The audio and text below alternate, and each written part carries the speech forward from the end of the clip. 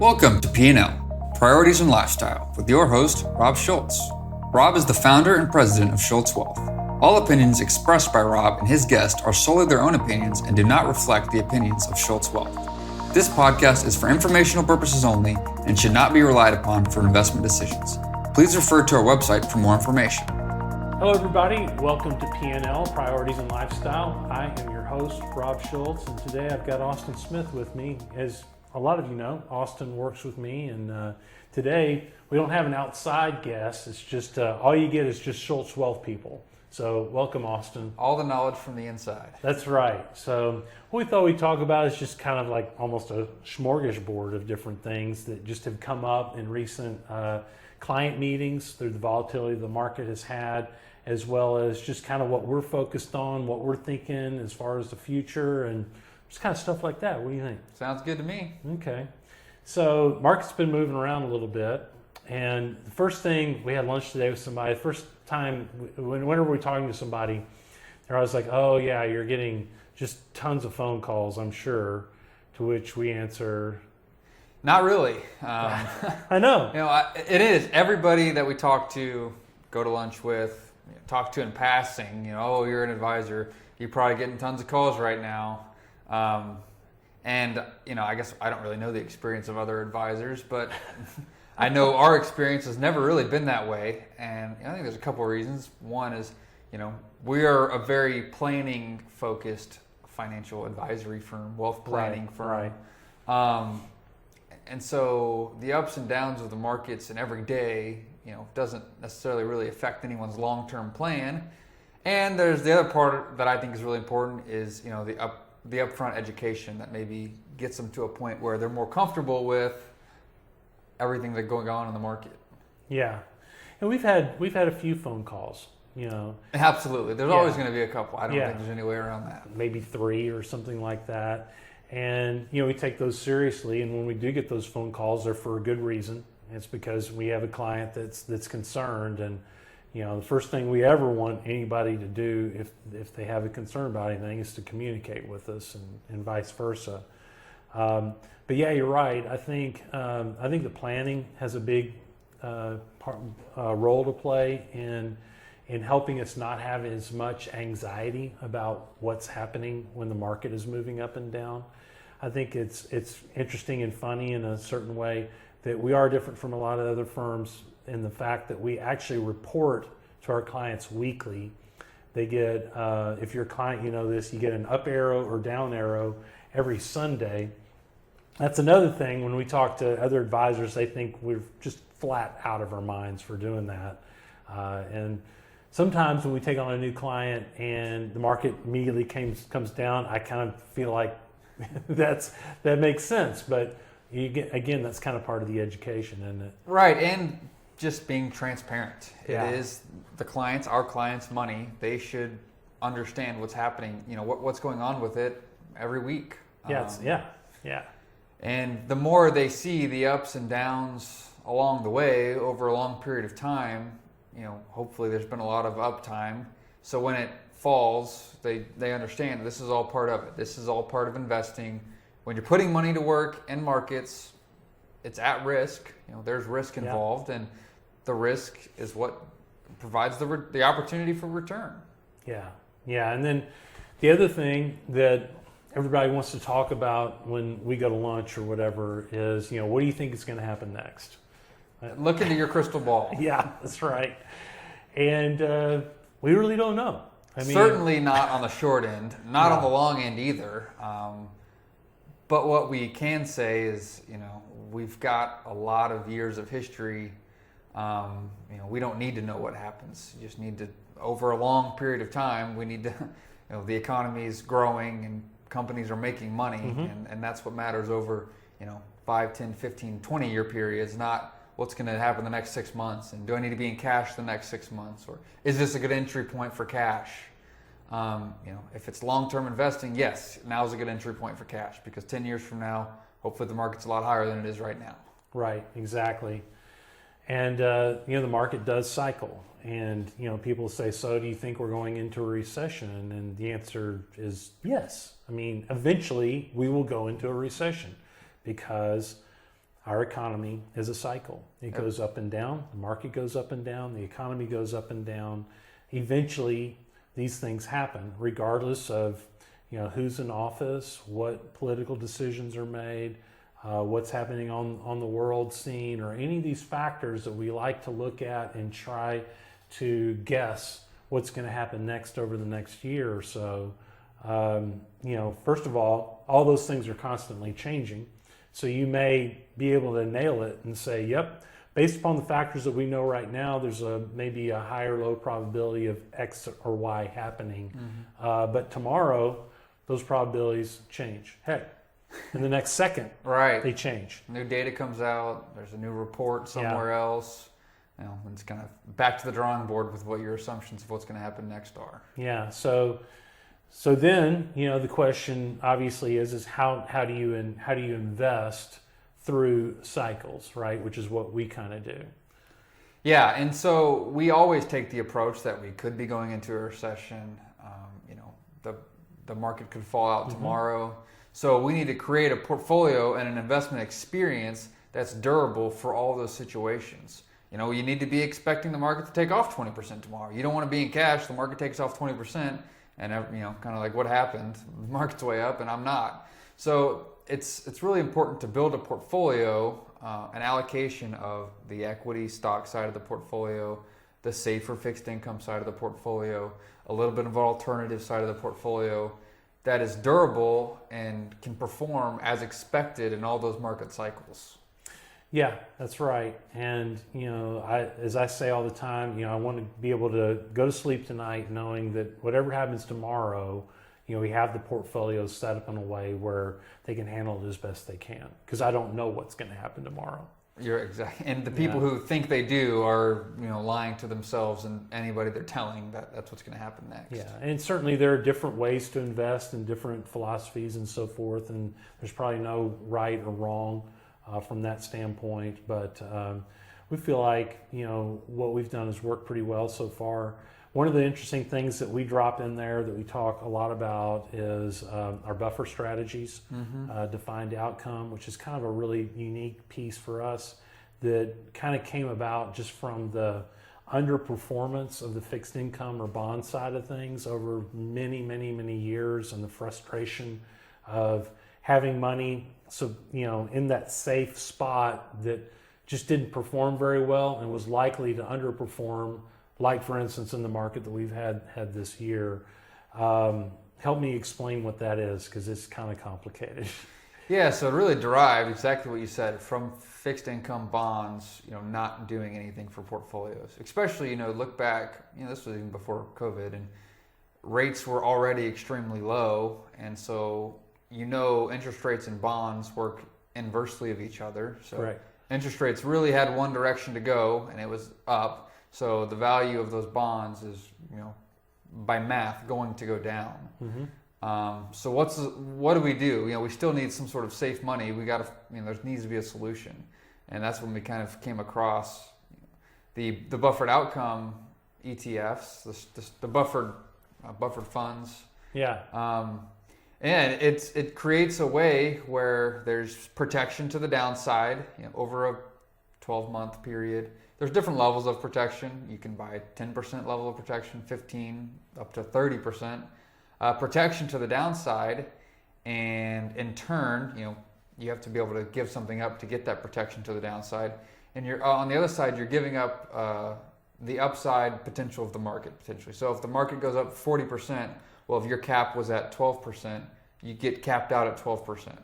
And for safe money that we were looking to replace, the safer side of the whole portfolio, we'd love 12% on the safe side of the portfolio if the market takes off. Yeah, because we were, the best we could get with fixed income would be like 2. Exactly right. And so if we're capping out at 12, but we're providing 15% downside protection to the market, that's a trade-off we feel really good about over a 1-year period. And not to mention, these products are liquid, so they're trading and moving around every day.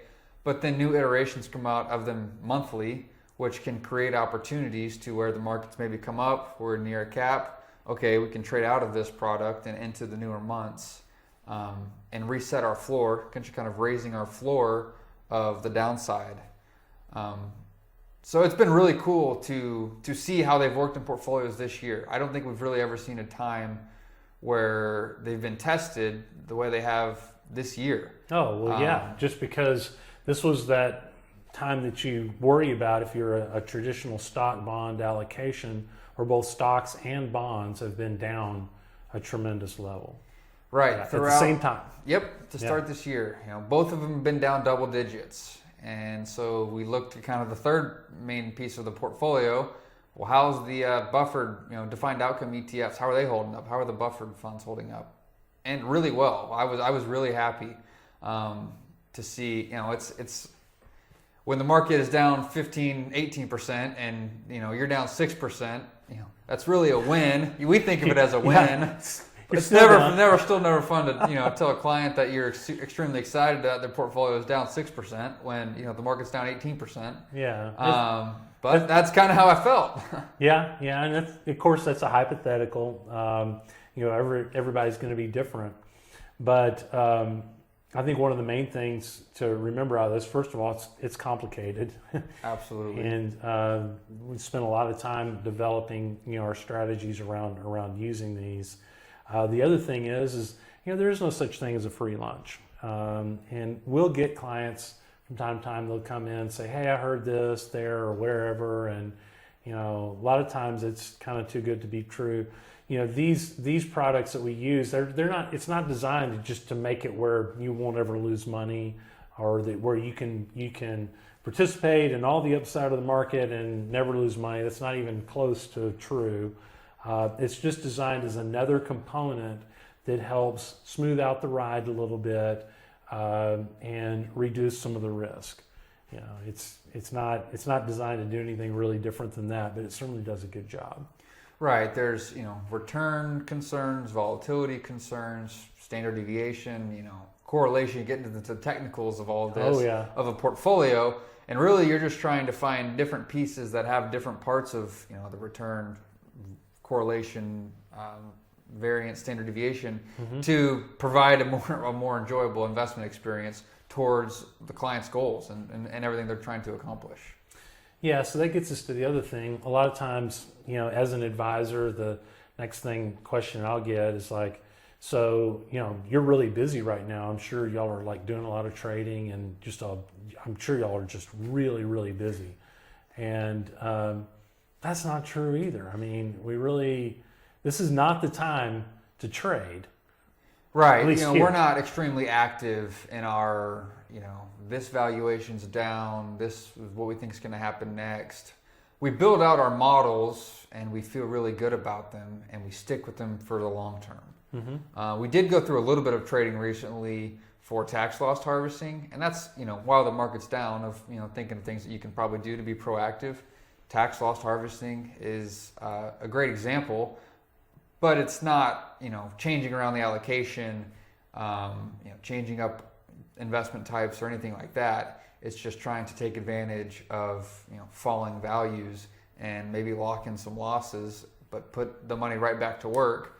So when the investments and funds come back, well, we can maybe wipe out some of the tax liability that we would have otherwise. Yeah, it's strictly a tax strategy, not an investment strategy. Exactly. But it is nice because you can realize those losses so that you can use them against future gains. And we're always just trying to stay ahead and think ahead as far as what we're doing with the portfolios. And it's at least something that you can do, because there's not a whole lot you can when the market's down.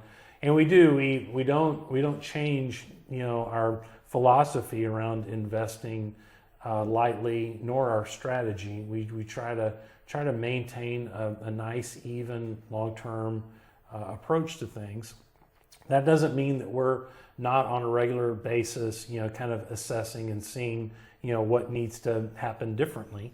Just like when we found a need, for instance, for defined outcome type strategies. The other things are, so people are talking about, well, what if inflation stays with us for a while, and then we go into an economic downturn? There's a term for that. It's called stagflation. Certainly those are some of the things that we're thinking about We don't know whether that's going to happen.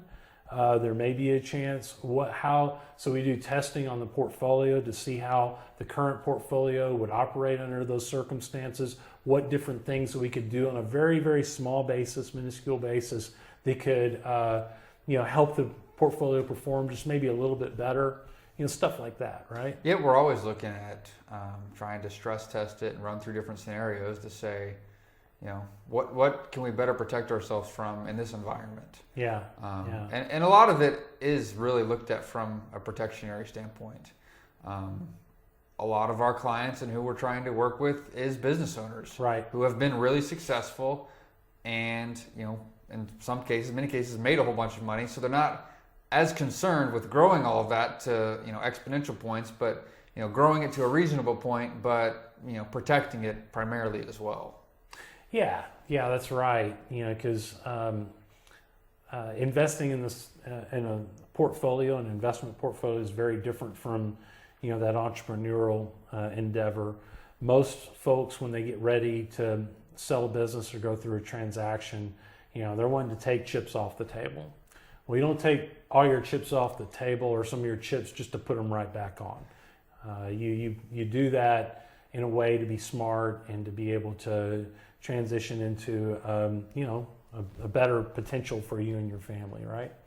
Yes, it's more of the risk mitigation experience to grow, but we want to make sure we're safe. We've made our money. We don't need to make it twice. Let's just be smart with what we have at this point.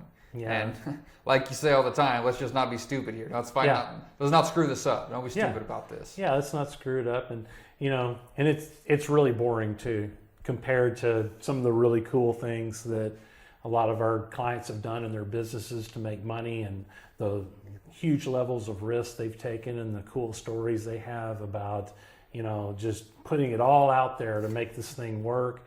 That's not our job.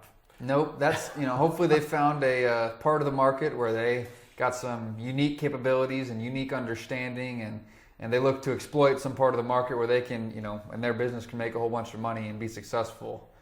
That's in the private world of, private companies, that's a whole lot more accessible than, in the public markets. There's people analyzing, hundreds and thousands of data points a minute, and finding those unique opportunities are not like they are in the private markets. Yeah, no question. But it takes some planning. It's a different mindset. And that's why kind of in recent times, we've kind of shifted our strategy when we're bringing on a new business owner client.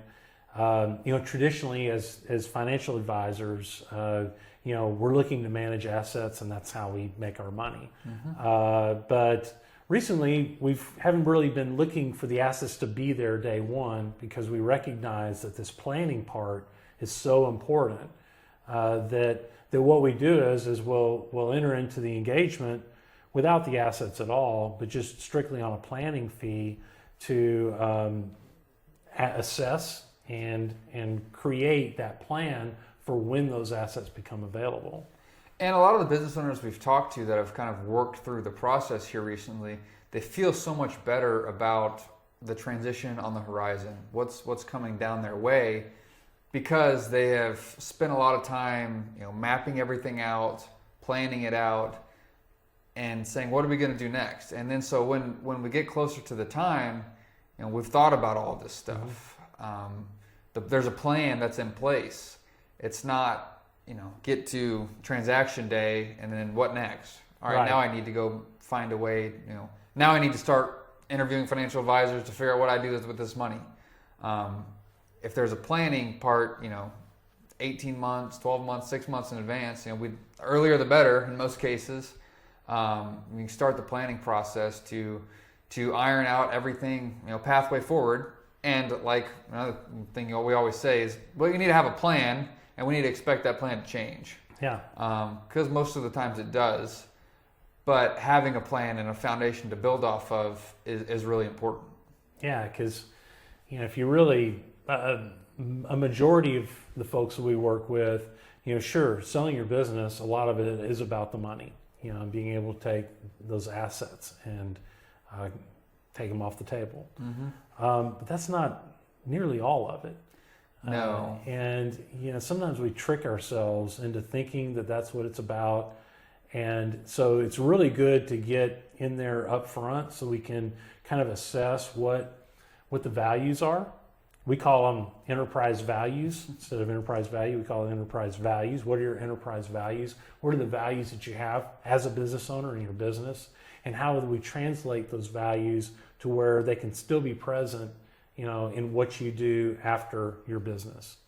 Right. So we talk about the considerations of how do you want your kids to handle all this? Yep. Do we want to try and set our kids up in something else that they're excited about? Is there a community foundation that we're really excited about? Charitably wise, those are all considerations that are taken into account beforehand.